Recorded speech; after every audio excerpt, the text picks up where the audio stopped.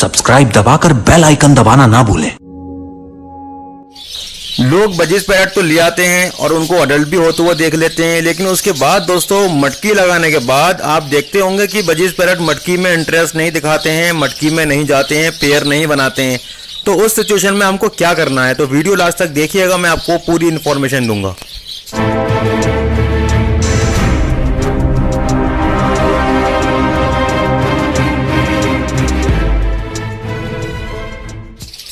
Aligarh budgies and finches family के सभी members को अस्सलाम वालेकुम।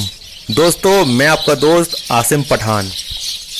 आज मैं आपको सिखाने वाला हूं आपके बजीज पैरेट अगर मटकी में नहीं जा रहे हो तो कैसे जाएंगे। दोस्तों, इस मैटर पर बहुत सारी कंप्लेन है कि बजीज पैरेट मटकी में नहीं जाते तो क्या करना है। तो आपका ये जो कंप्लेन है इसका मैटर आज हम सॉल्व करेंगे।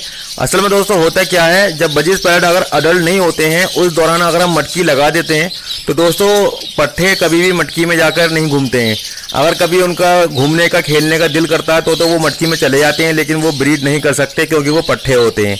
इसके अलावा अगर हम बात करेंगे अडल्ट की, अगर हम अडल्ट पेयर मार्केट से या किसी दोस्त से लेकर आते हैं और लाने के बाद उसके अंदर पहले से ही मटकी लगा के रखते हैं केज में, बाद में पैरेट छोड़ते हैं, तो दोस्तों उस दौरान क्या होता है, बजीज पैरेट को मटकी लगी हुई मिलती है तो उसका इंटरेस्ट खत्म हो जाता है मटकी में जाने के लिए, और उसी वजह से उसका ब्रीडिंग का भी इंटरेस्ट खत्म हो जाता है।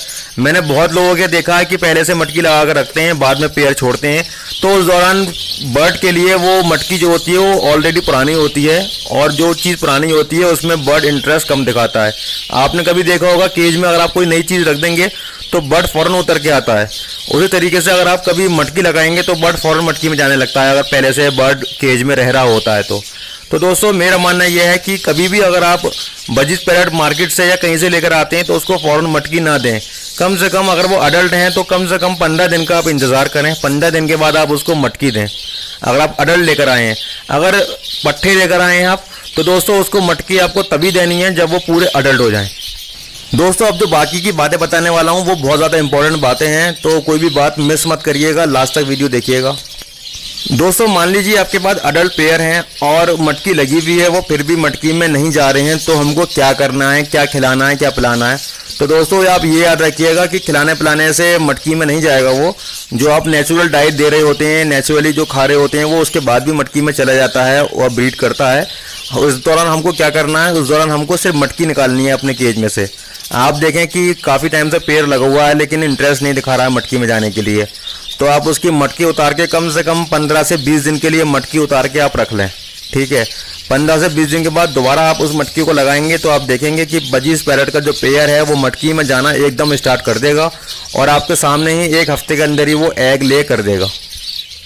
दोस्तों मटकी तो आपको तब हटानी है जब आपका पेयर बना हुआ हो और मटकी में नहीं जा रहा हो, ये तो मटकी आपको तब हटानी है।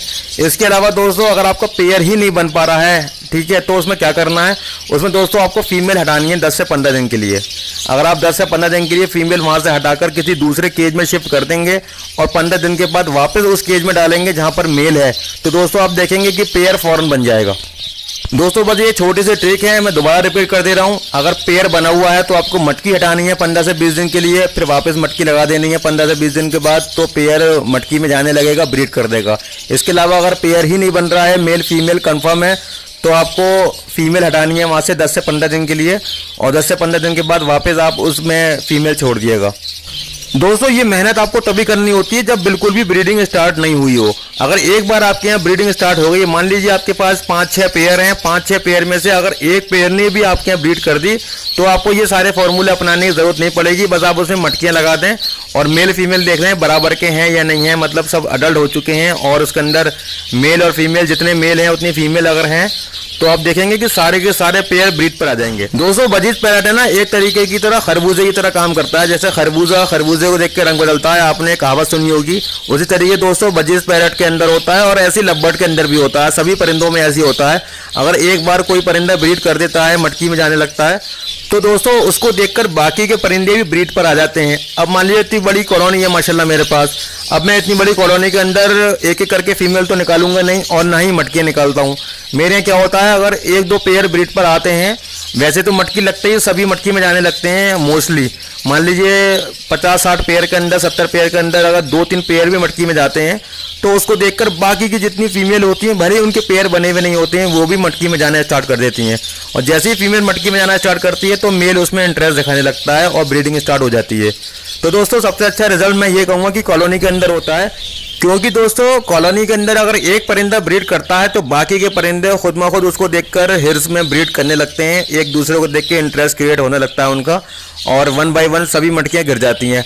आपको मैंने पिछले सीजन में माशाल्लाह एक एक मटकी दिखाई थी, हर मटकी में ब्रीड चल रही थी। और इंशाल्लाह इस बार जो मैं आपको ब्रीड दिखाऊंगा तो और मज़ेदार ब्रीड होगी इंशाल्लाह, क्योंकि दोस्तों पिछले साल के मुकाबले इस साल मैंने अपनी कॉलोनी में कुछ चेंजिंग करे हैं और दिखाऊंगा मैं आपको क्या क्या चेंजिंग करा है मैंने इसमें।